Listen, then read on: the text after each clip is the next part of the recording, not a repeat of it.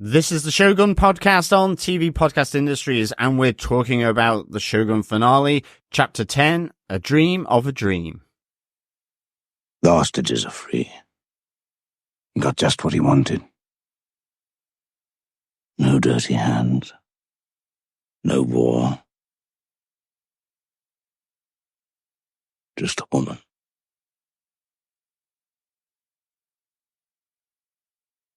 She can't have heard me. Before she died, I spoke before. God, not your God. Oh my God. Just God.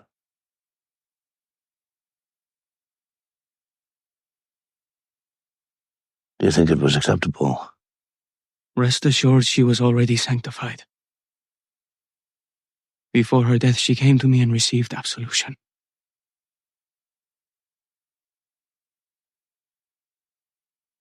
I think it would have pleased her to see us being civil.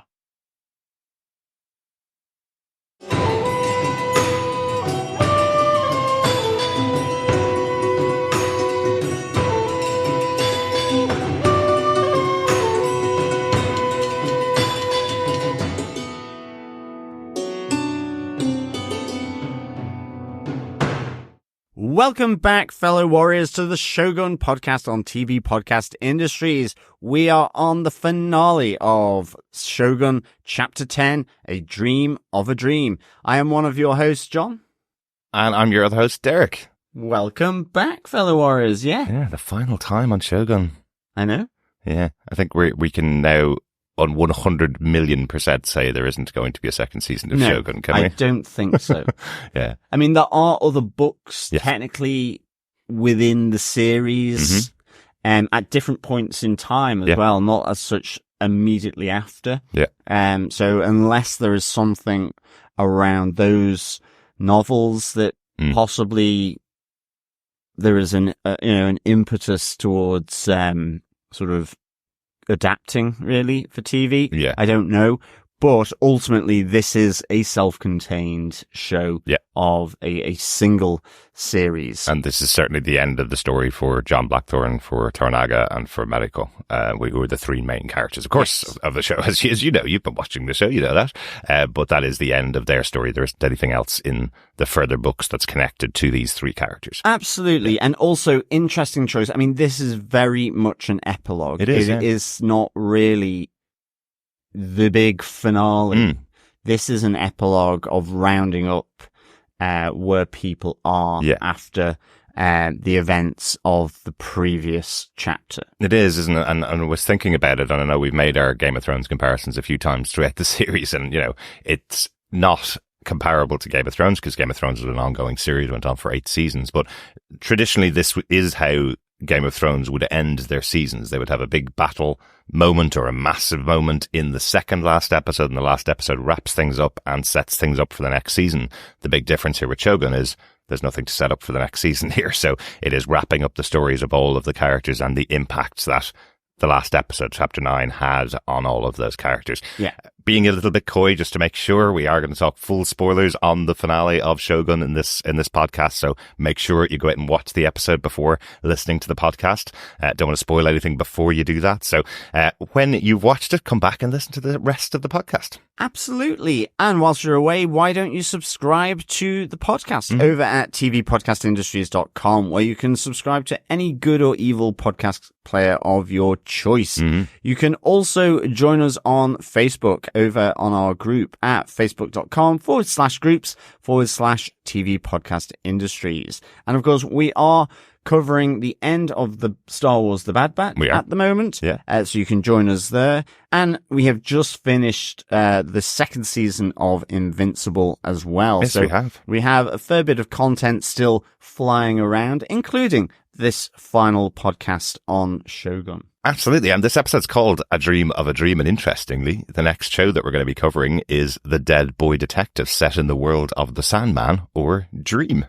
over on Netflix. So that's quite interesting, isn't it? So if you want to hear our thoughts on the Sandman show, we do have a Sandman podcast or Sandman feed. And obviously our shows always come out on the main feed on TV Podcast Industries. But The Dead Boy Detectives comes out on Netflix, all episodes coming out in one day. So we're not going to cover the whole thing in one day. We are hoping to put out a couple of podcasts to cover the full season. So get watching that when it comes out on Netflix from next Thursday. Absolutely. And coming up on May the 4th, be with you, it is Tales of the Empire, which we'll be covering as well. Yeah. So there's some of our up-and-coming shows that we'll be covering as well. But let us get into our spoiler-filled discussion of Shogun Chapter 10, A Dream of a Dream. Derek, what are some of the episode details? Yes, for the final time, this show was, of course, based on James Clavell's 1975 novel Shogun. The head writers for the show are Rachel Kondo and Justin Marks. This episode was written by Megan Huang and Emily Yoshida. Megan is a staff writer on the series and wrote episode 6, and Emily's the host of the official Shogun podcast and was one of the credited writers on episode 4.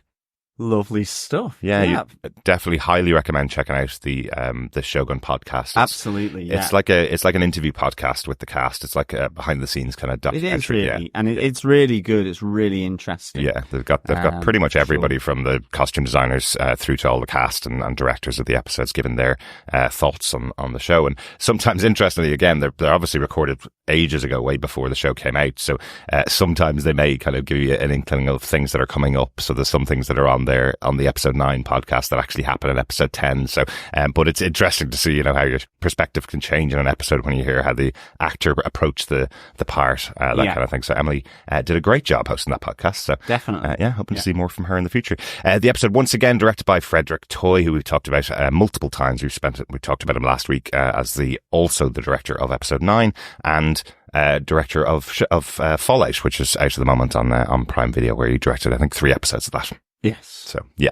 John, do you want to tell us what they gave us with the synopsis for Shogun Chapter 10, A Dream of a Dream? Sure. In the wake of the tragic death of Mariko, John Blackthorne finally considers the true nature of Toranaga's plan. Yes, so a true epilogue, as we mentioned earlier on. Yeah, the episode opening with John Blackthorne in the future and his grandkids running around. Yeah, pesky grandkids. Yeah, but running around his room, which looks like a museum to his time in Japan, and all of the items and all of the things he picked up in his time there. So, really like that. It's got that interesting one with the kids kind of going, Is this really our grandfather? Did he really use a samurai sword at one point in his life, and back in England as well. In a kind of, twee Tudor kind of place. Interesting, yeah, but the kids do call out that the sword that he used was effectively in the battle where he saved Mariko, because he says he took on some shinobi who came into the building. So they just mentioned that. So I think that's quite interesting, seeing him on his deathbed at the start of the episode, because again, it's almost like it's setting you up that you're not going to be expecting the death of John Blackthorne throughout this episode, right? It sets you up straight away. Here he is in his old age, on his deathbed, remembering back to this time. Yeah, exactly. It's almost kind of a fever dream, because he doesn't look particularly well, for sure. I think as well, it's an interesting choice to do an epilogue, because I think, I think it can just divide opinion, really. Yeah. I mean, it wraps everyone's story up in a nice, neat little bow, which is great, but it also, I guess there are people that expect the big play out to happen. But it really plays out in terms of conversation and predictions. So you don't actually see it. So it's a really interesting choice. And I reckon it could be a bit Marmitey for certain viewers, for sure. Yeah, if you're not from the UK, Marmitey means you either love it or hate it. Yes. Right? So just in case you don't know that. I agree. I really, really enjoyed it. I thought it was a great way to wrap it up and made it feel more like a novel being brought to the screen, more like those epic stories that we used to see on TV back in the 80s and even from 70s TV shows, where it is about wrapping up the storyline, not about giving action to an action-orientated audience. But I do expect there's going to be a lot of people watching expecting that there is going to be this massive battle for Osaka, which is referenced in the episode as well. Yeah. But I mean, I think it does benefit from the fact that it does reference actual history here. Yes, it's novelized. There's certain aspects. Obviously, it's not following history. It's not a historical book, but it has the benefit of the touch points that it is following the history of that period. Just with different names. You know, it's a novelization of history. So I think, you know, in a sense, that helps solidify the predictions being made here by some of the key characters, even though we don't fully see it play out. Yeah. It feels like they're expecting you to Google it at the end of the episode. Just go and look up what happened in Japan in the 1600s and you'll see what happened to these characters. Because I would have expected like a placard at the end going, and Lord Toranaga became shogun or something like that, or whatever happened to John Blackthorne, or, you know, you'd expect something like that. I was expecting that at the end as well, a bit of kind of smaller writing giving sort of the history, but we don't get that. And I think, you know, again, it's a choice of the showrunners here. Exactly. But let us get into our Bushidos. Bushido number 1, we go to Osaka to see the fallout of the death of Mariko here. Yeah. And we actually pick it up with the immediate aftermath of Mariko's death. And I think, interestingly for me, you know, Yabashige actually says, "Forgive me." And I think that's because we actually had a conversation in between podcasts wondering, you know, were the shinobi assassins there to kill Mariko or simply to arrest her, or take her hostage or prisoner, really, rather than killing her. So it's one of those interesting ones. I talked about the official Shogun podcast. This was one thing that came out on the official podcast where they said Yabashige never expected the death of Mariko. He expected that he was letting the shinobi in to kidnap her because the death of her would cause a massive incident. She's a very important figure in Osaka. She's a very well-known figure, so he was expecting that she would get out of this alive, but she would be taken. So his expression of regret here, his asking for forgiveness here, is the shock of what's happened to Mariko, really. I actually thought we were going to see the breakdown a bit of Yabashige. I don't think so. I think it's just the immediate after effects of the weight of what's happened here, because we do see Ishido meeting Yabashige, saying, "Your seat on the council is secured now. Go back to Izu and await your command," because we have the Council of Regents effectively being pushed by Ishido to declare war and to prepare for war. But you do see the regret of Yabashige. And I think you do, you see almost like shell shock. It's that moment, direct after effect. You know, Ishido's wondering if it's just that his ears are still ringing from the explosion, but it's much more than that. It feels like Yabashige is really highly affected of this. But as you say, it's following on from the council meeting. And I think the council meeting itself is probably the most interesting part of what's happening in Osaka, where we have each of the Council of Regents reacting to the death of Mariko. Kiyama saying everything here was tragic and completely avoidable. If we hadn't been pushed into this situation, this wouldn't have happened. Ono saying it shouldn't have happened and absolutely shouldn't have happened to Lady Mariko. She deserves a Christian burial. And you see Ishido still standing firm in his beliefs that because he's under the banner of the heir to the throne, that therefore he is righteous in whatever he does. And says Mariko doesn't deserve a burial because she's part of the family, the last member of the family that killed Lady Yoshiba's father. And you can see Lady Yoshiba in the background recoiling from this almost, going, she doesn't deserve the punishment. She's my friend. She didn't do it. She wasn't involved. She deserves her Christian burial exactly as she should be getting. I mean, I think it's really interesting that the 2 points here is, I think for me as well, is that, you know, Ishido is very much aware that this is also Toranaga trying to sow division. And you get that forebearing of division, of splits, not just from the members of the council discussing Mariko's death, but primarily Ishiba, who effectively contradicts Ishido about that she won't get a kind of honorable burial in a sense, to say that Mariko should be given honor in death, Exactly. and given the rightful burial that she deserves. And so, that's an important little contradiction and undermining of Ishido here, which you can sense would filter through to or be noted by the other members of the council. And Ishido's also saying that the actual attack itself, the shinobi attack on the castle in Osaka, he's trying to say that that's Toranaga that did the attack. Yeah. And that potentially Mariko's death was accidental. But he was trying to sow the division by setting up the shinobi attack, not by him sending Mariko to Ishiba, which I thought was a really interesting play. And it almost gets the Council of Regents on side.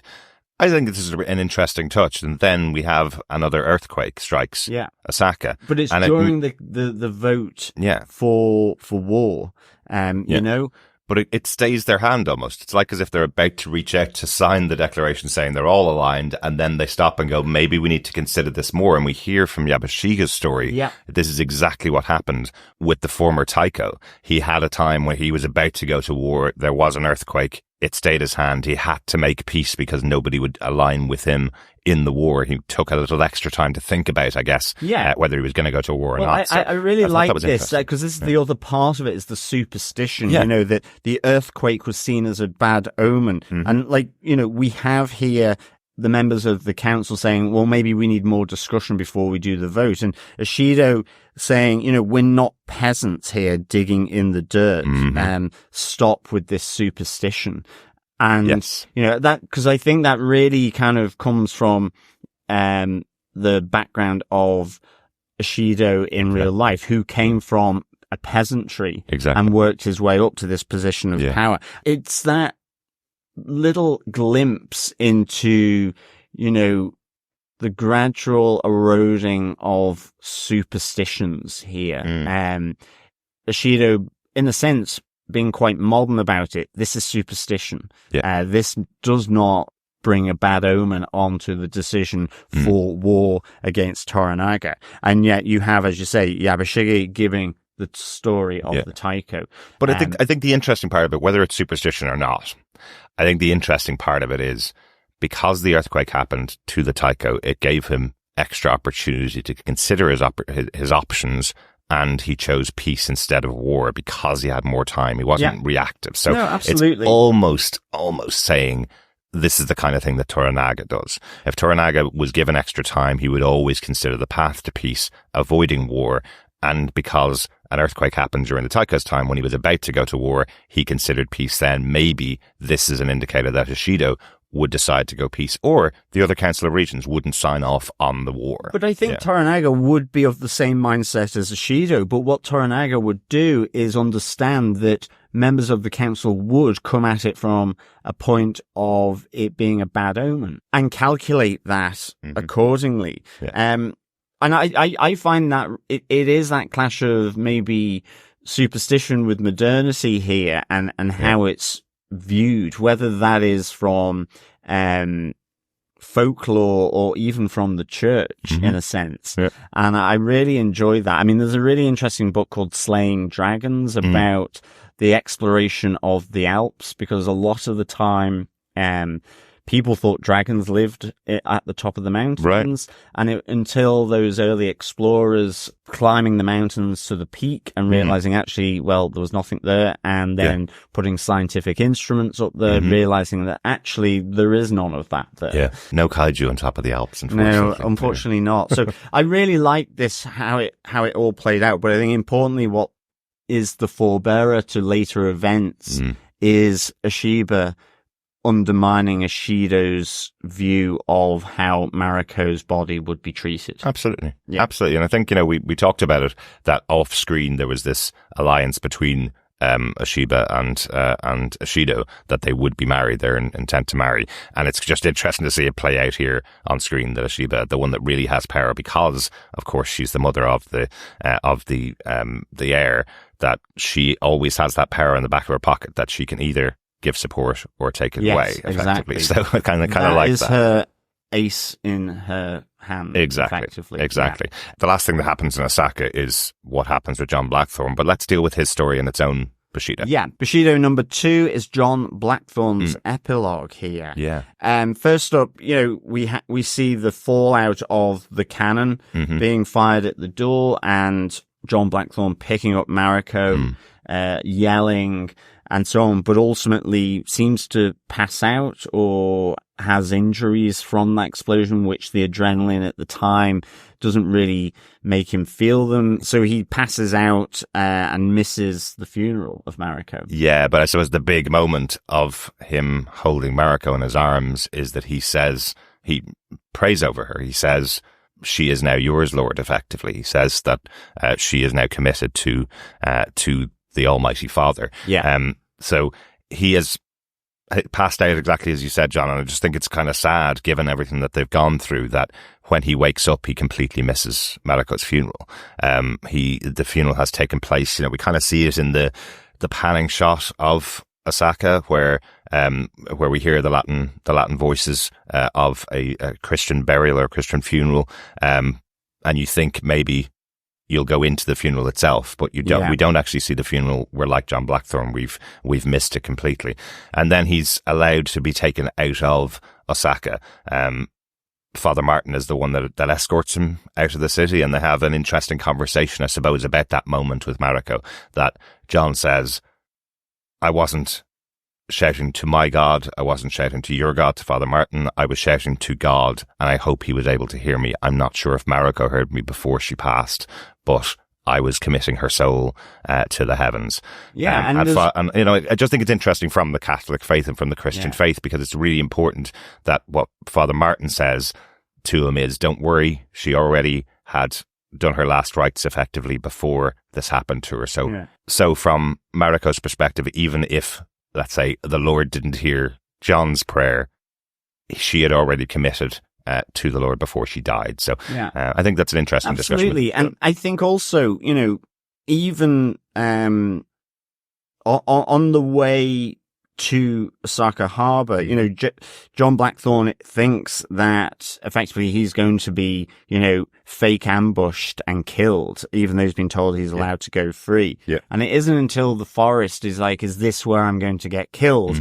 And we find out, that one of Mariko's requests when she was being given her rights by Father Martin was that he is allowed to go free. And Father Martin keeps his word. And there's a really interesting moment where, John Blackthorne is almost kind of ruminating, theorizing, what if Catholic, Protestant and Calvinist, he brings in as well, that actually there wasn't that strife between them, because the interesting point is, for the Europeans, and this is what I find really interesting, at that time, you could argue the Cold War of the 16th and 17th century in Europe was between different religious practices of Christianity, between Protestant and Catholicism. Absolutely. And their worldview, the colonialization of the Americas and other parts of the world by the Spanish, the Portuguese, the British, the Dutch, were around effectively consolidating that power of Christianity or Protestantism effectively.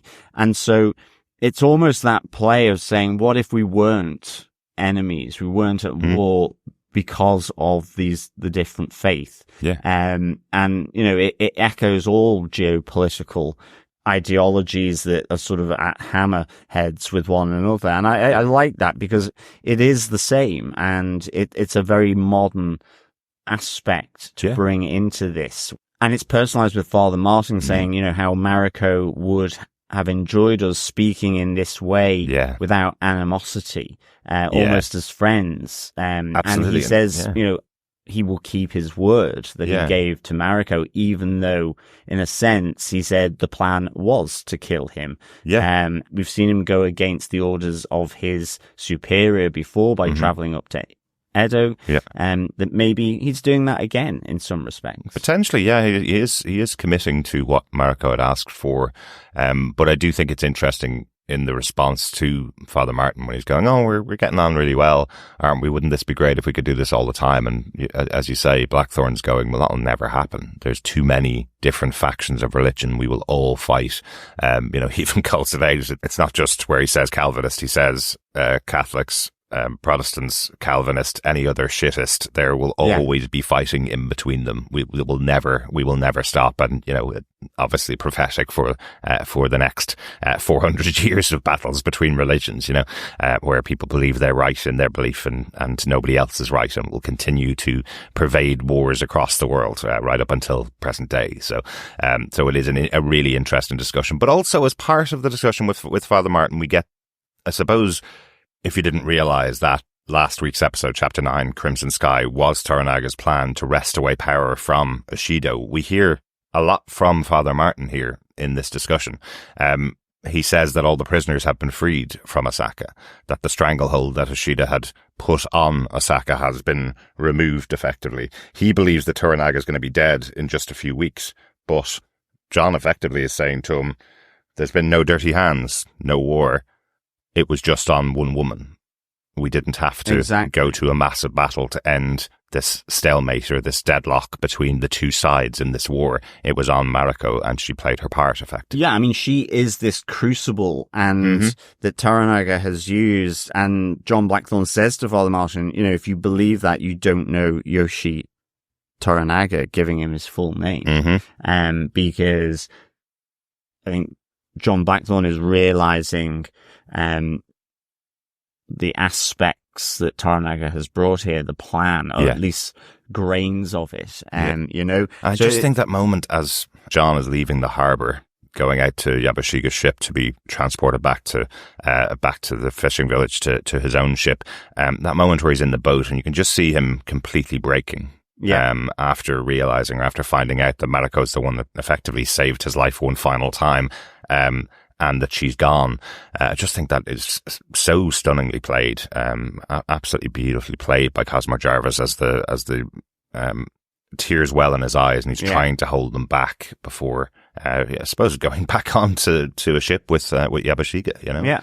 Interestingly, as the ship arrives back in Ajiro, we see that his boat, his galley has been scuttled, but then there is this other element to John Blackthorne's epilogue where he goes to meet Toranaga. Oh, I love this.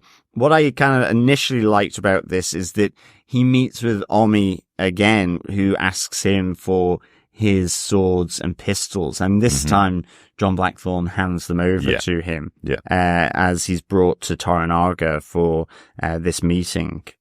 Yeah, and of course this time going without a translator, but he's learnt, I suppose, what he wants to say. He has a speech fully prepared for Toranaga to say to him. Also, interestingly, we get the final reveal, I suppose, of the spy from the fishing village. Miraji. Yeah, Miraji, who reveals now to John, we knew it from earlier on in the season, but reveals to John that he is a samurai who's been in place here feeding information. And I suppose it's with a little bit of sadness, because effectively he could have been there to translate everything John said all the way from the beginning. Yeah, but it was on Mariko to do that. He reveals that he was told he must join the Catholic faith, he must learn the Portuguese ways and learn Portuguese, so he's able to speak to John pretty well and have an actual conversation with him. He apologizes almost immediately for that.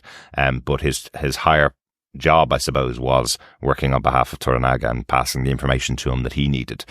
But John stands powerfully, I think, in front of Toranaga, trying to encourage him to stop his persecution of the people of the village here, that the people of Ajiro didn't do anything. They're not responsible for the destruction of John's ship, and that Toranaga needs to stand down. And he's going to go so far here that John Blackthorne almost commits seppuku. Yeah. He's saying to Toranaga, I've always been your enemy. Don't blame the people of this village. I've always been here trying to use you for my purposes, but the people of the village here have done nothing. So if one of them destroyed my ship, it's one person that was misguided at that particular time, but I'm not your friend. I'm not allied to you. Yeah. So I'm willing to take my own life here to prove to end your persecution of the people in the village. Yeah, and it also seems it's coming from the basis that it wasn't my enemies who burned the ship, but it was through the arrangement of Mariko Yes. for his life that in exchange for that, that ship must be scuttled Yes. and destroyed. But Toranaga ultimately refuses the request for John Blackthorne to die, in fact, intervening to stop him from stabbing himself in the stomach. Exactly. And two things here. One here with John Blackthorne where he says, if you're finally done, rebuild your ship. Mm-hmm. You can do that, but build me a fleet. Mm-hmm. And Yes. the other side of it is that later on with Yabashigi, he makes the point, which we had talked about previously, that John Blackthorne provided a distraction. Mm-hmm. But equally, the reason why he kept him around was that on a personal note, Toranaga found him amusing. Yeah, just maybe laugh. It was like, and I kind of like that, just the smallest of things. Yeah. In some ways, John Blackthorne connected with Toranaga and he didn't quite realize it. Yeah. And also, yes, John Blackthorne was using him like he says, but Toranaga absolutely was as well. Oh, without a doubt. And maybe they're birds of a feather to some degree. Yeah. Obviously, different levels of status Absolutely. in society, but, it was a really nice kind of realization here. Yeah. I think it doesn't Toranaga even say, do you know how many times John Blackthorne avoided death because I find him funny, basically. Yeah, exactly. It's almost like I wasn't going to keep him around. He was useful for a time as a distraction. And then when that usefulness went away, I was almost going to let him die or almost going to kill him. And then decided to keep him around a bit longer because I thought he was interesting and amusing. So I thought that was interesting. We will obviously talk about the moment between Yabashigi and Toranaga in another Bushido point, but important in this moment here, I suppose, as John has just pledged himself, tried to commit seppuku to stop the people of Ajira being killed. Toranaga is saying, okay, well, build me a fleet of ships and he will stop persecuting the people of the village, but he reveals later on to Yabashigi that he's the one that had the ship burnt. He paid someone to go put gunpowder on the ship. It was a very easy thing to do so that it would be a test for John's true loyalties as to whether John would stay and ally himself with Japan effectively, which he does do. Yes. Yeah. So, is there anything else about John Blackthorne? I know we'll talk about him again in one of the other points, but is there anything else about John Blackthorne's epilogue here? I think the only other thing is sort of a brief moment towards the end where John Blackthorne is trying to pull, which just seems impossible to me, but I guess it is true manpower. Yeah. Is trying to pull with a number of the villagers the scuttle ship into shallower water at least, so that he can salvage or whatever parts of the ship. And we have Buntaro arrive and effectively help him to do this. And an exchange of a flask of water from John to Buntaro. Buntaro looks absolutely broken here, and there's no exchange of words between the two. It is just, this is what you're doing. Buntaro comes and joins. In fact, I think the poor villagers are about to get a rest for the first time in a few hours. And when Buntaro joins, they all join back in again. It's I suppose it's almost a ceremonial gesture from Buntaro to say, I will help you despite what's happened. And I suppose you feel the loss similar to the loss I feel for Mariko. But it's interesting as you reflect on the series, Buntaro is now the last surviving member of the Toda clan.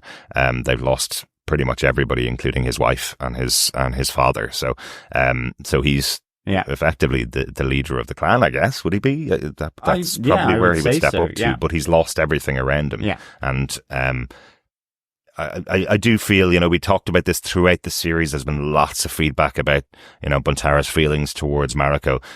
He certainly senses the loss here and feels the loss of Mariko.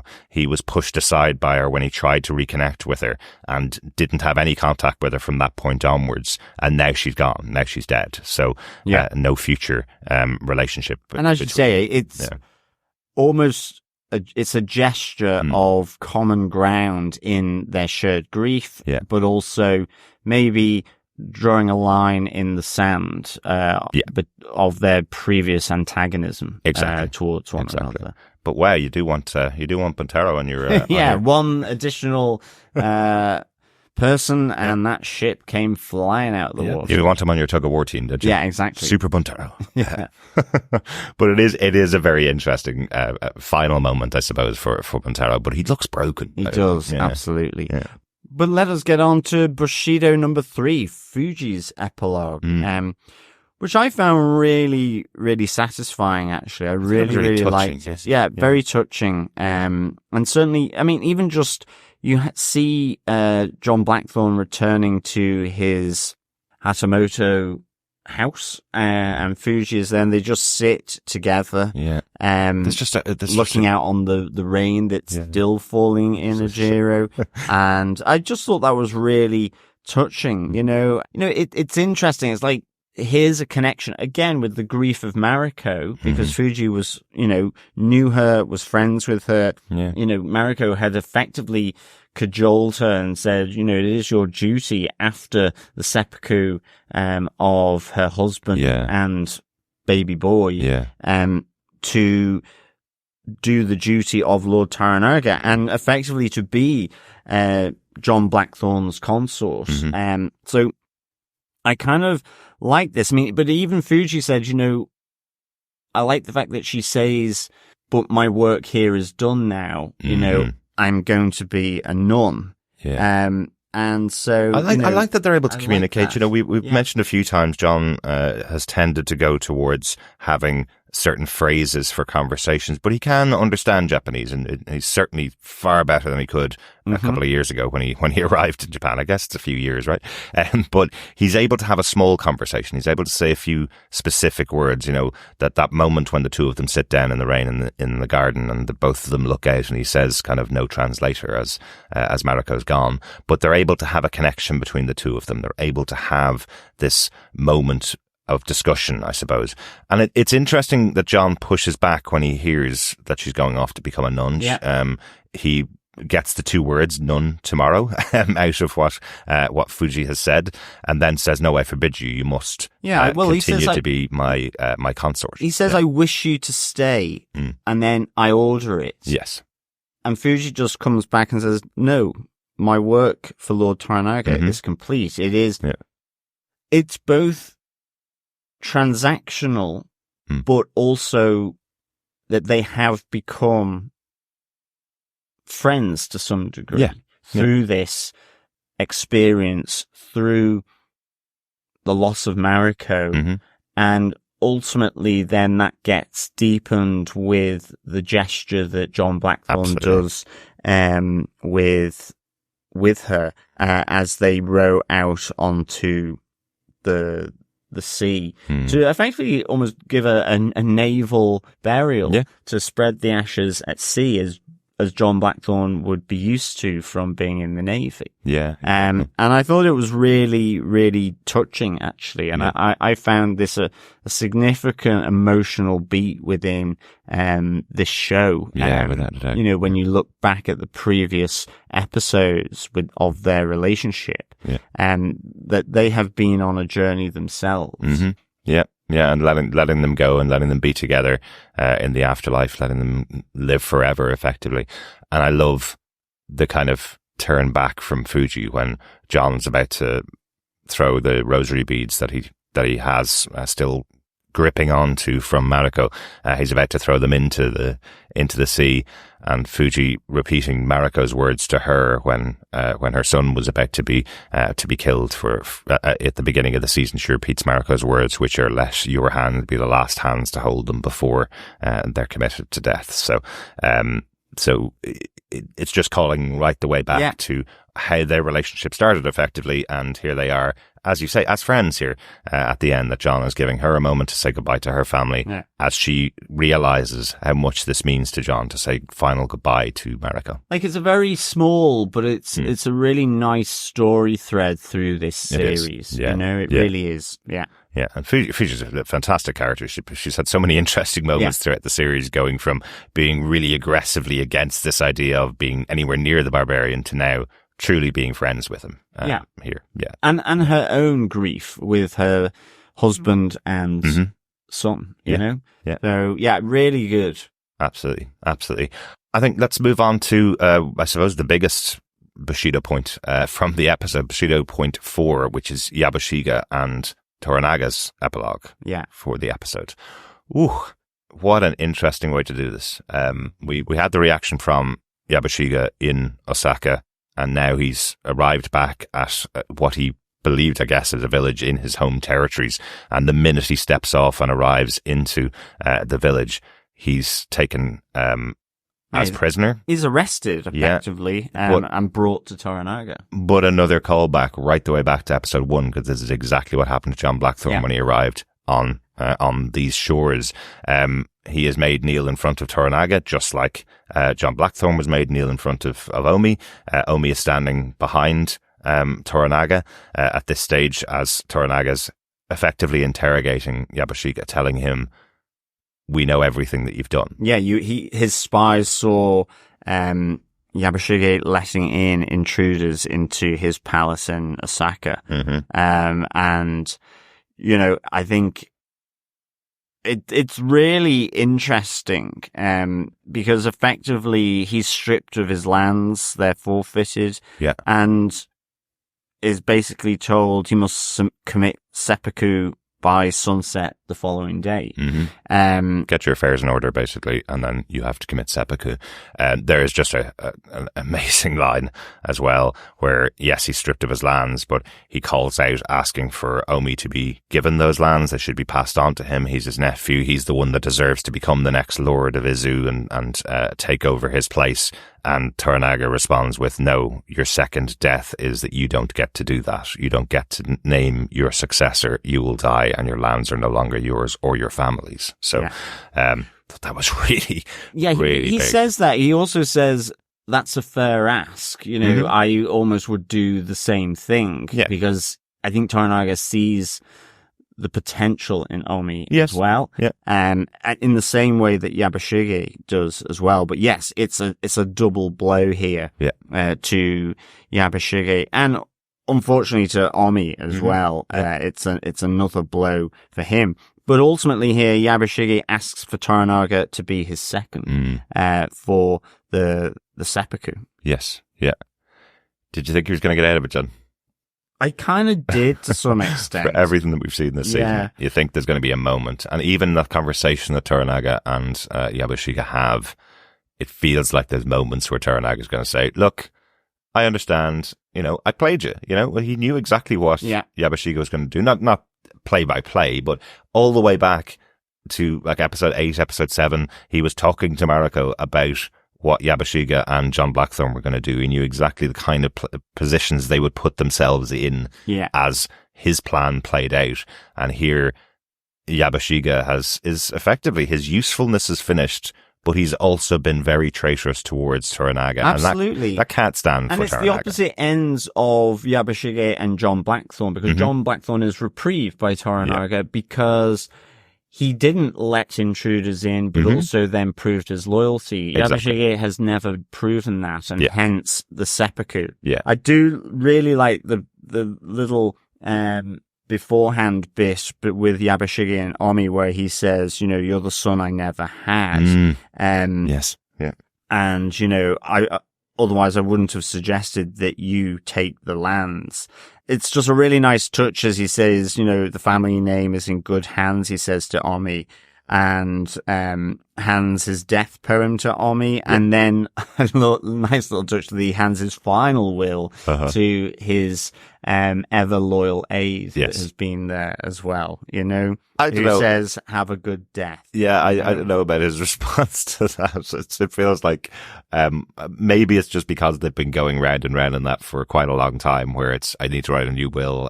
You know, it's always has always been Yabashige's claim when it feels like he's in danger. Today's the day I'm going to die, kind of thing. So when he hands over his final will to the aide, and the aide goes, well, have a good death. You know, it's almost like we've done this so many times. Maybe you'll get out of it, maybe you won't. Or is he just going, well, it had to come sometime. We've been dealing with it for such a long time here. Yeah. Have a good death. I hope it lives up to your expectations. You know, we know from that first episode and that incredible introduction to the character of Yabashige that he has always written down how his enemies have died and what their reactions are to death. And here he is at I suppose, the cliff edge for him, his moment, to where he's going to die, and yeah. But like you say, I mean, Yabashige and Toranaga have their final words, and yes. it's really good. And this is really where Yabashige is wanting to know, well, what is to come here from the events that you've set in motion here. Yeah. He wants to know that plan before he dies, and I love when he says to Toranaga, "How does it feel to control the wind?" You know, this suggestion of being very powerful in terms of tactical and strategic sort of play by Toranaga, which he absolutely is. But his reply is that, well, I don't, but I study it to maximize his genius effectively here in this moment. And, you know, saying, as we said before, Mariko being the crucible of the events here, he says, I sent a woman where an army could never go. Yeah. You know, that was the Trojan horse. You know, there was some great theories about whether it was his half-brother who was on the council, but ultimately, it was Mariko here, you know, and I just thought it was just a really kind of great final conversation between the two. You know, Toranaga absolutely would not change his mind here, even though possibly you think he could do. Yeah. But you could sense the history between these two. Definitely. And it was really, really good. It felt like it felt like a meaningful send-off for Yabashige. It did, and he's the only one that hears the final plan. You know, it's something that throughout the series, as viewers, you've wanted to get into the mind of Toranaga. What is it that his moves are going to lead to? What is it that he's actually planning towards? And what he's planning towards is, and we see it, you know, on screen. It's not like they're avoiding showing massive battles or massive scenes with huge amounts of extras. It's there in this future discussion to Yabashige. Toranaga tells him the whole plan will play out in about a month's time after the mourning period for Mariko, basically, which Oshido agreed to at the start of the episode. After that mourning period, their armies will face off against each other, and we see it. We see huge swaths of troops, massive armies standing ready to do battle.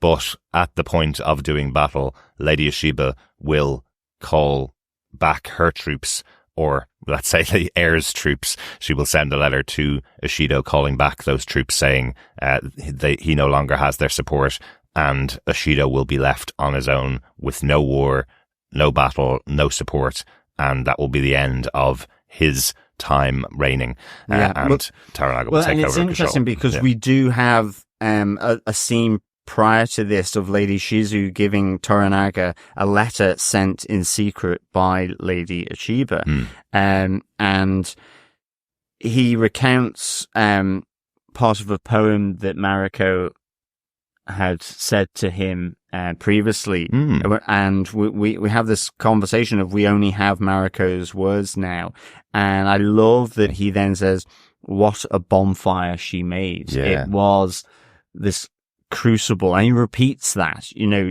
as I say, the crucible is a fitting metaphor of what Mariko was, what she made within that bonfire, that fire, and yeah, you see that prediction of Oshiba withholding the heir's troops from Oshido's side in the battle of the five armies, effectively, that they're talking about here.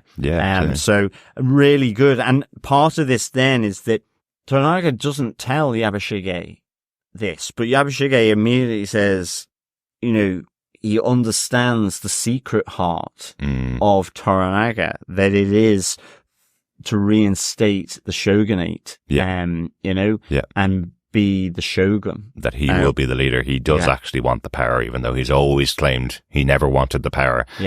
But his plan will lead to a new era of peace, is the way that he's describing it.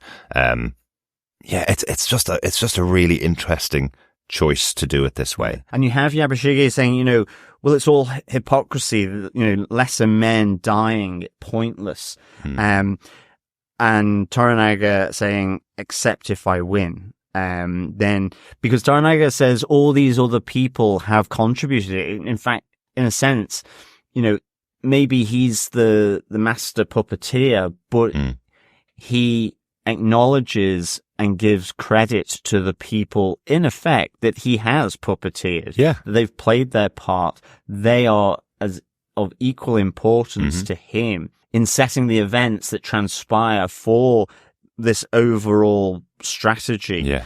He says, except if I win, again, reflecting on what John Blackthorne said when he arrived. The first time they met, yeah. He says, this won't be pointless if I win. Yeah. And that's the same philosophy as Toranaga. And maybe that's where the connection truly came. Yeah. Yeah.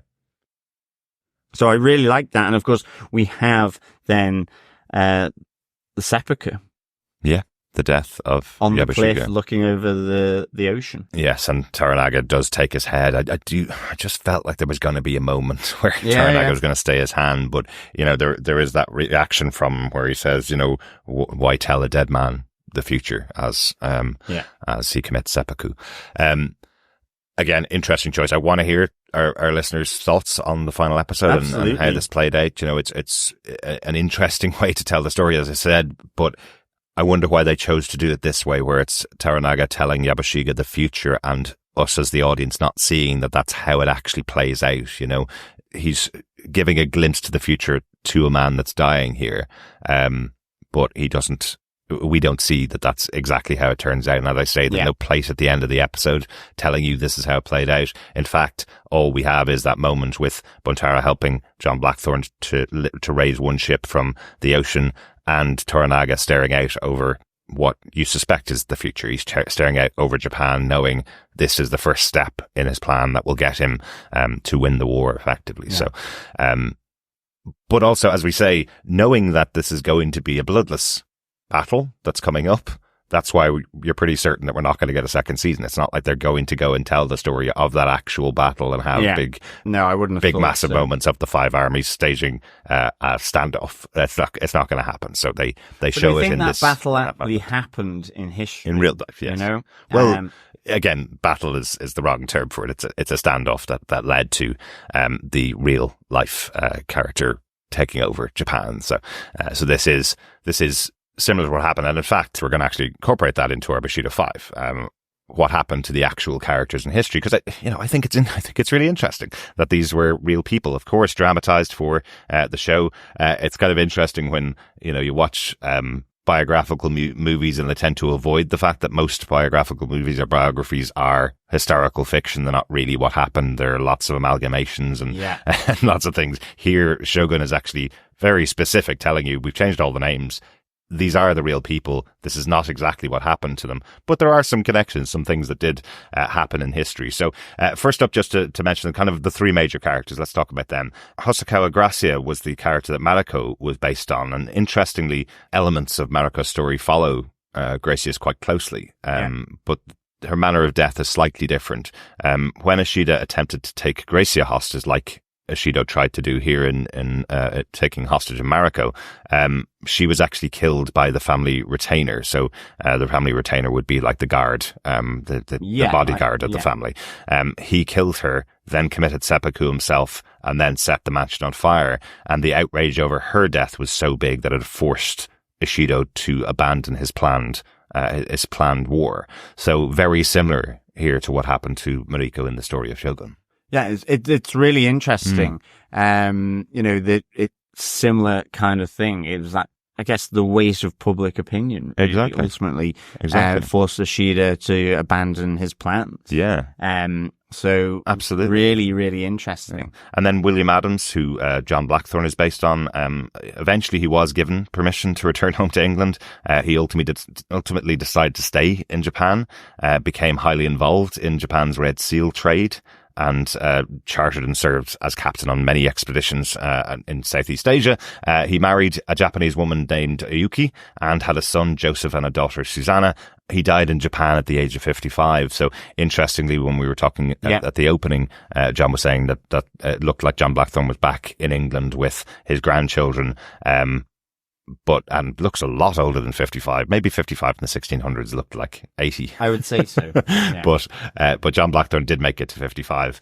And then finally, Tokugawa Ieyasu, who's the character that Lord Toranaga is based on, he received appointment as shogun in 1603, which would be around the right time. The show started in 1600, so 3 years later. That would be around right for the timeline for how long John Blackthorne has spent here.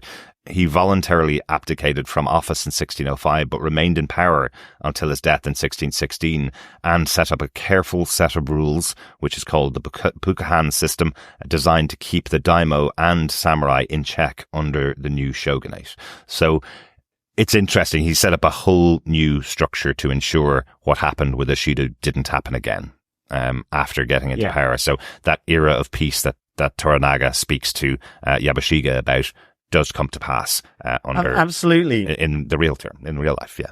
I mean, what's fascinating is, it feels like, whether, say, like in England, the power between monarch and parliament and leading to the Civil War, again, it's, it's the structures of power in Japan and how they evolved into, I guess, the modern structures. And it'd be interesting to understand how, I mean, I don't know, but just how, those modern structures of Japanese governance, what's the evolution there from that point, Well, interestingly, that's what James Clavell's novels after Shogun are about, because they lead all the way up into the 1900s. So apparently, so each of the books takes not specifically a century, but it will take a big story from the history leading up to the 20th century. So I think that's maybe something that you could jump into, John. Yeah. Sounds good. It could be interesting. Yeah. Any other notes, any other moments that we've missed from the episode that you want to have? No, nothing from me, really. Yeah. Yourself, Derek? Just one, and I think it's because you mentioned that letter that came from Lady Yoshiba to Toranaga. There is that moment with Yoshiba sitting with her son, the heir to the throne of Japan, effectively, where the two of them are talking about the poetry that Mariko wrote, and they're talking about its power and its effectiveness that it has on Yoshiba. I think it's so central to that coming together of Toranaga and Yoshiba, which we don't really see on screen. We just see that letter that she hands over. But you would presume her thinking back on her relationship with Mariko, the power of the words that Mariko left her with about there are no flowers unless they fall. That was the initial words that she had with her when the two of them had their last conversation. So just that moment, I felt it was really powerful in the episode, showing that Yoshiba is turning away from what Ishida wanted. I thought it was a really good moment just to have the mother and son together, him helping her out with the poem, as a fun little game between the two of them, but it having so much more impact on the world of Japan in the letter she writes to Toranaga, which I presume included the final version of that poem, like I would guess. Maybe, yeah. Which is what inspired the words Toranaga says on the other end when he gets it from his consort. Excellent stuff. Yeah, it's a really good moment.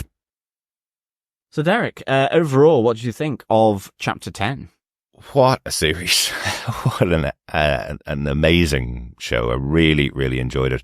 I absolutely wasn't expecting this to be an epilogue and epilogue only episode. I think we've talked about that earlier on. I'm really interested to hear what our fellow warriors thought of the show. But it makes total sense to me. I think they haven't put a foot wrong for me about bringing this story to life on screen. It's been so interesting to watch every week. We had actually kind of hit upon it much earlier than we thought we had. In about episode 6 or so, we were talking about Toranaga will do everything he possibly can to avoid war. And that is his plan, and that will get to his plan. And the fact that they did call out, hey, everybody in the back, if you didn't catch this, last week was Crimson Sky. That was Mariko. She was always the plan. She did exactly what she was supposed to do so that we didn't have a war. So it wouldn't be army versus army, millions of people dying or hundreds of thousands of people dying. That was Crimson Sky. Here we are at the end, and the fruits of what she delivered for us will bring a better Japan and a greater era of peace. I thought that's a fascinating story to tell. Yeah, absolutely. So interesting and so well put together. The acting has been fantastic. The characters have been so interesting to watch every week. So I'm going to miss Shogun, but I'm happy to have had this type of story being told on screen for the first time in what feels like a very long time. You know? Absolutely. It feels like something like this, when successful, they try and spin it out into a second season, or they already have a second season ready to go, whereas this feels like it's taken 4 or 5 years to get to the screen. We know that there was a lot of work done, and you can see the fruits of that. Really, really good. How about yourself, John? What did you think of the final episode and the series of Shogun overall? I really enjoyed the epilogue. I would give it 4 Seaview seppukus out of 5. No, I just like how it tied it up, really. I mean, it was a bit of a jolt. I was expecting the episode to be a bit more kinetic moving forward. It felt more like a gentle roll down a slope towards the end. I think it was just because it was so heightened by Chapter 9. Yeah. But nonetheless, you know, on reflection, I just liked seeing these relationships, because in effect that's what it's been about, is these relationships come to a conclusion and how they impacted the future, and the prediction that is laid out by the conversation and the chat between Yabashige and Toranaga before Yabashige gets performs seppuku. So I really kind of enjoyed that, and I like all these moments through here, and with the overarching shadow of Mariko's death here. And I mean, for me, I think Toranaga saying "what a bonfire she made" is such a great line. Yeah. And all these different touch points to various things that have happened in the previous episodes. And I think totally agree with you. You know, this whole series just absolutely was an exploration and investigation around soft power, in a sense, within the confines of the rules of Japan in this period. And I just thought it was really good, with the disruptive element of, you know, Western influence there, whether it is the Catholic Church or the arrival of John Blackthorne. So I absolutely love this series. And I'm actually really pleased it's just going to be this series. I didn't see the need to then follow it on with a season 2. I just think it's so interesting that you saw the saber rattling. You saw the people that are willing to go to war over anything. You saw, you know, the younger characters who tried to instantly react to things, that a lot of them dying in this season, you know, including Toranaga's son, you know, people that react instantly to things. The success here, the person that wins out through everything, is the thoughtful one that sits back and avoids those confrontations as much as possible. He's the one that stepped out of it and will lead to the betterment of Japan. It makes it such a different story from all of the other action movies you've seen, where it's like our army versus your army, whoever has the bigger weapons wins, you know? And that's what you think is going to happen right at the start. You think John Blackthorne's here with his Western abilities, his ships, his weapons, and he's going to hand them over to Toranaga, and Toranaga will storm the castle of Osaka. It's a completely different story to that. And I think a very successful one. Definitely. Really good. Yeah. I think with that, let us get on to our feedback from our fellow warriors. Absolutely. Up to episode 9. We are recording this in advance of episode 10, but we do want to hear your thoughts about episode 10. So please keep sending them in to us to feedback@tvpodcastindustries.com, or pop on over to our Facebook group at facebook.com/groups/tvpodcastindustries. We also have all of our episodes now available on YouTube, and we're getting lots of people commenting over there as well. But of course, Chapter 9 was a massively affecting episode, so lots of people contacting us after that episode. Yes. First up, an email from Gail Fraser, who says, "Great show. I love it. I read the book many, many years ago when I was quite a bit younger. I'm 73 now. I just finished the book again. Love, love, love the show. Love the book so much as well. My husband of 40 years isn't a reader, but he loves the show as well. I'm reading the whole Asian saga now. I've finished Shogun now and started on Taipan. Anyway, thank you everyone for filling our time so momentously, Gail." Well, thanks, Gail. Thanks, Gail. Yeah, great stuff. I'd say, yes, I think there's 4 books in the Asian saga. I think 3 or 4 by James. I thought it was 4 or 5, but yeah. Maybe it's 4 or 5, yeah. And I think that maybe the last one is set very much in the modern era. So I guess it just feels a little bit distant from this Shogun. But yes, so glad you liked the show and enjoyed your reread of the book as well. Absolutely. I suppose that's always the great thing about having an adaptation. Some people just will not sit down and read a book. So if the adaptation is there, similar to ourselves, we haven't read the book. Honestly, I do have it. I'm definitely going to be reading it over the summer. But the adaptation's there. I'll watch the adaptation. It's much easier to find time for that sometimes. So I'm happy that your husband was able to enjoy the show as well. Great stuff. Thanks, Gail. We also got an email in from Sandra who said, "Hi, Derek and John. I've been enjoying your podcast on Shogun. To be honest, I was getting more and more nervous from when Buntaro returned from the dead, upset in the relationship between Mariko and Anjin. I could not see how Toranaga was going to make things come right again, especially after losing ally after ally. But then came episode 8. We saw Toranaga's hand pulling the strings or guiding his birds of prey, especially when he revealed his secret heart to Mariko about how he really felt about what had happened and about what he wanted her to do. It reminded me of the hot springs when Anjin was describing a night in London taking a play, a tragedy, doomed lovers and cursed kings. Anjin and Mariko are those doomed lovers, but who is the cursed king? Oshiba's father? Mariko's father? Ishido or Toranaga himself? Anyway, it all seemed terribly Shakespearean, which calmed my mind over what would happen next. It will all come together, tragedy, comedy, or a little of both. Let's hope that Toranaga is more like Prospero, whose magic stirs things up, but ultimately quells all tempests and arguments, rather than King Lear or Hamlet, whose actions end in death. The plot feels so all-encompassing and epic, a real masterpiece, Shakespearean. Will Anjin ever know what Toranaga's plans were? Will he understand what Mariko was trying to accomplish? Will Yabashige have to face up to what his wheeling-dealing has done? Will Anjin stay in Japan, or will Toranaga let him go?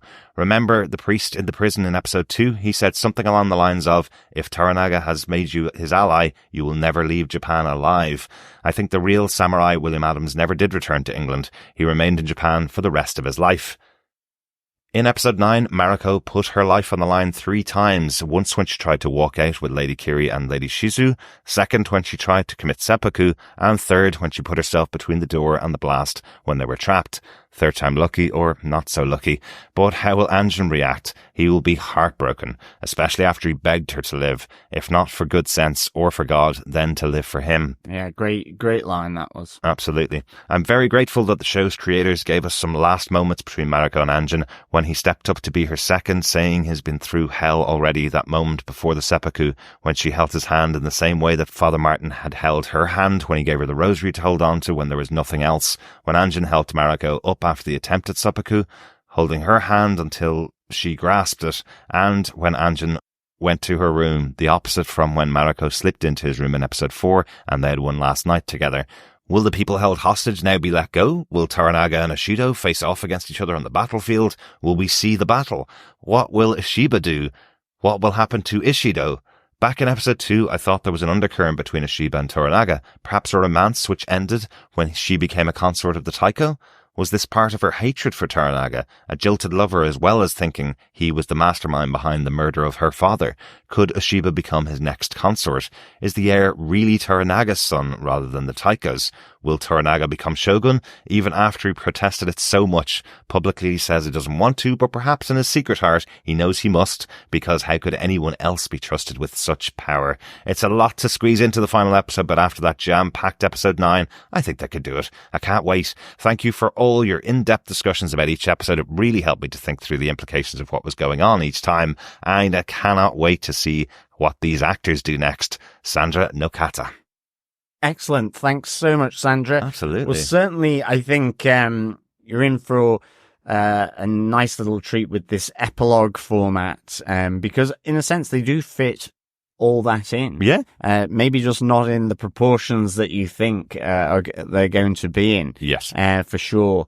And interestingly, I think your point from episode 2, there was those looks between Ichiba and Toranaga, which I wondered what that was about. I have a feeling it was because of the murder of her father. I think it was probably more to do with that, but you just never know. There is a lot unsaid here. Yeah. I do remember suspecting that the heir was not the son of the Taiko, that it was potentially the son of Toranaga. I think partly because at the time there were mentions that the Taiko couldn't conceive a son. This was like his, 100th attempt or 20th attempt or something. Nobody else was able to give him a son. So why was Ushiba able to give him a son? And then you're kind of thinking, well, maybe it's not his son. Maybe it's because it's Tornaga. So, so I certainly suspected that back at the time, but I think it's something they didn't want to dwell on. Again, it's historical fiction based on a living person. So maybe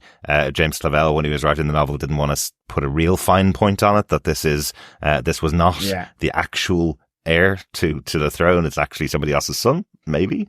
But it's possible. Yeah, absolutely. Yeah. Good stuff. Thank you, Sandra, for the feedback. So pleased you've been enjoying the series as well. Absolutely. Yeah, I'd love to hear your thoughts on the finale as well. So email that into us. Over on YouTube, on our Chapter 9 discussion, I got a message in from SFin13 who says, why did the feedback you read last week say Richard Chamberlain is dead? I can't find any articles that say he's passed.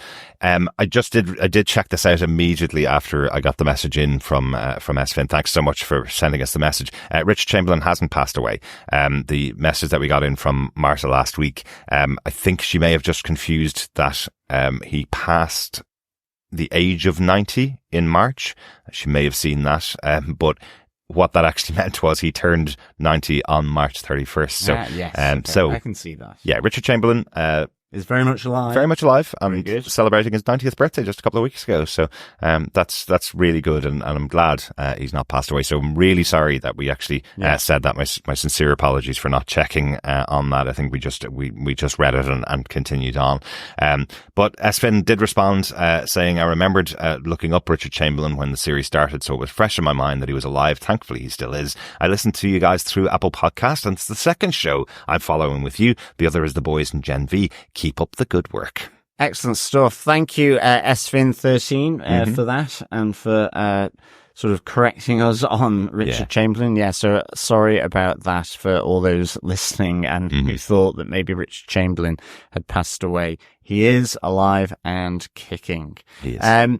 Also on YouTube, at Lamir Ganalag 8310 said, would you take suggestions of some possible spin-off miniseries you might like to watch, such as Shogun, The Bushido Code, Shogun, The Willow World of Edo, Shogun, Battles of the Faiths, Catholics versus Protestants versus Buddhists, Shogun, Tales of Wajiro's Stone Garden, Shogun, Seppuku of a Warrior, The Permanent Solution to a Temporary Problem, Shogun, Yabashigi's Book of Death.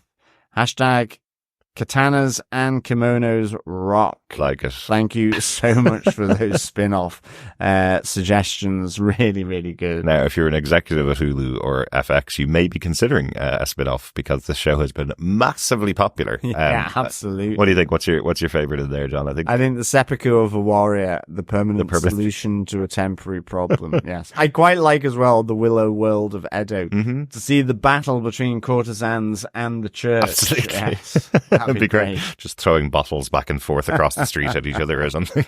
Excellent stuff. Thanks so much. Thanks for the feedback. Also over on YouTube, David K6269 says, this was an amazing episode. I saw Lady Mariko finally break down at the end of the battle at the gate when her spear attacks were all being parried and trapped by a multitude of enemy spears, but with the spearmen clearly not striking to kill her, she realizes finally that she can't obtain death in battle, which she was hoping to obtain, but must instead go through the mental and spiritual agony of having to kill herself, and I think that is what makes her finally break down.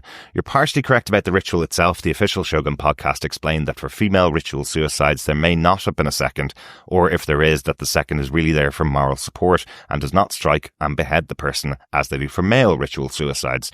The reason is that females would position a knife low, aiming up at their heart, and then she will fall forward onto the blade, impaling herself, hopefully in the heart, allowing her to die quickly.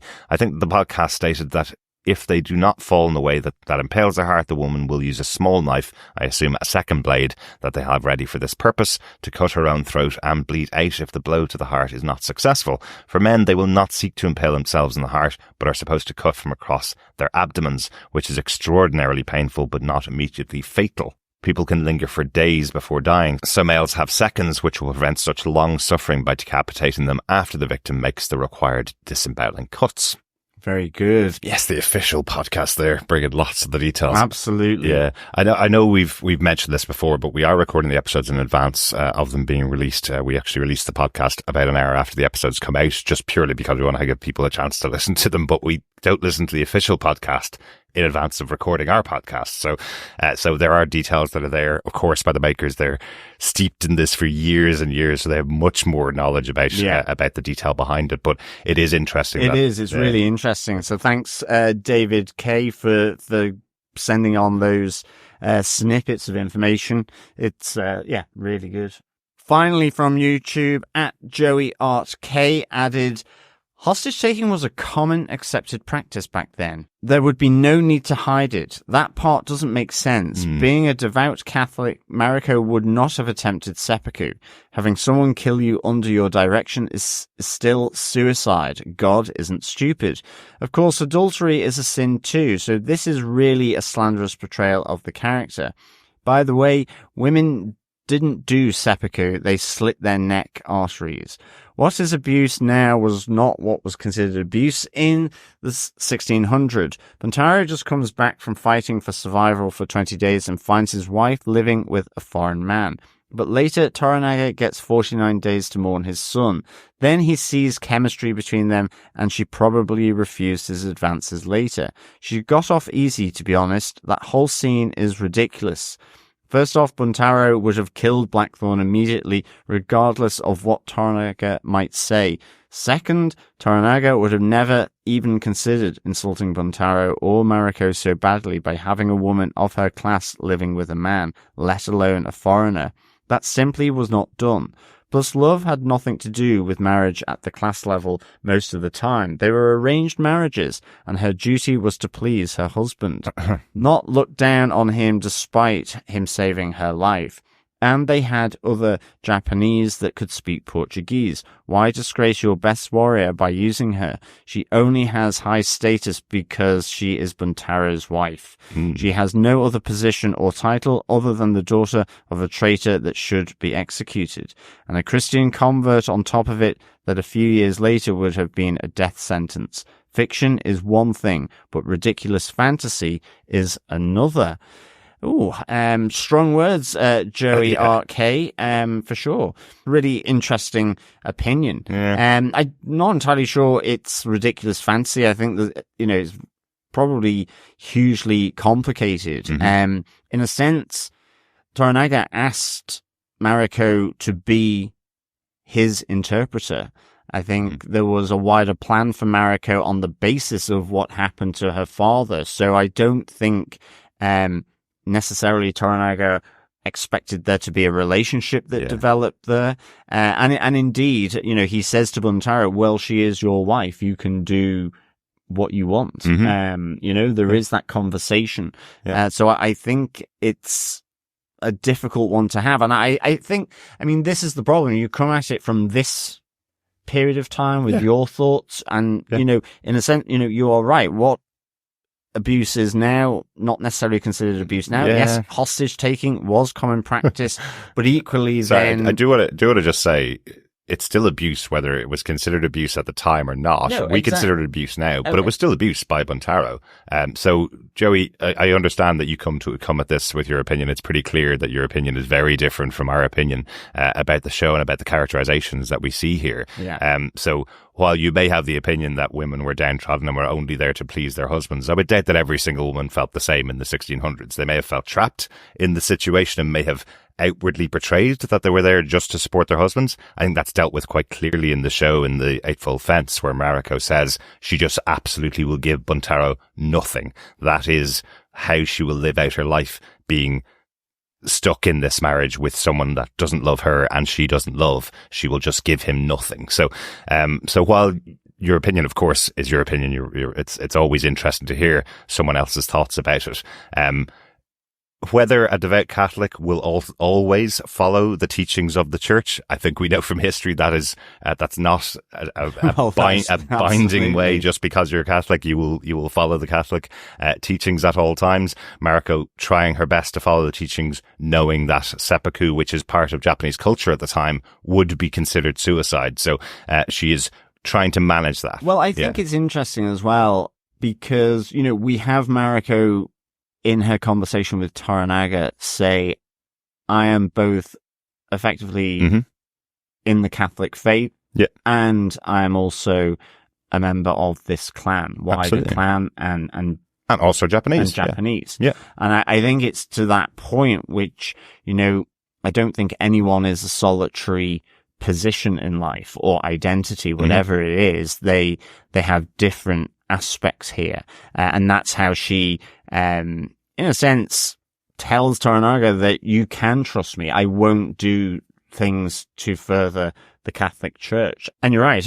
You know, very much after this period, Christians were persecuted. But at this moment, you know, it is a difficult relationship that happens here. You have, you know, it's to that geopolitical element, I think, with the church effectively fronting for the Portuguese as well. Yep. So it's not just about the church. Absolutely.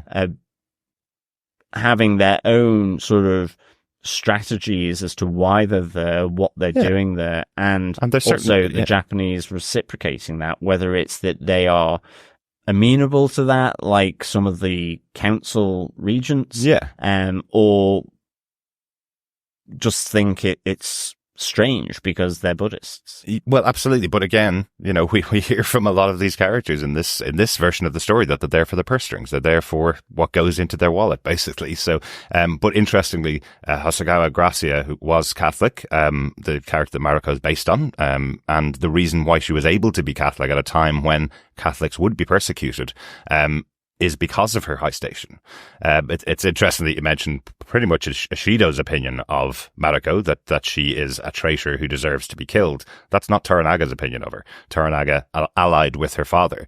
The reason why they had the years of peace and the Taiko as leader of Japan is because Mariko's father killed the former leader of Japan. So who was the Mad King, as we discussed earlier on in the season, shown as the Mad King. So, it really is a perception of history. That is the way you perceive it, the way you choose to see the story, of course, will lead to your opinion about some of these characters. But I think this story has been a really interesting version of that past. Yeah, absolutely. I think, you know, it's just really interesting as well. It generates the discussion. So, absolutely. Yeah, that's great. Thanks very much, Joey Art. We have another bit of email feedback from Hatamoto Von Doom.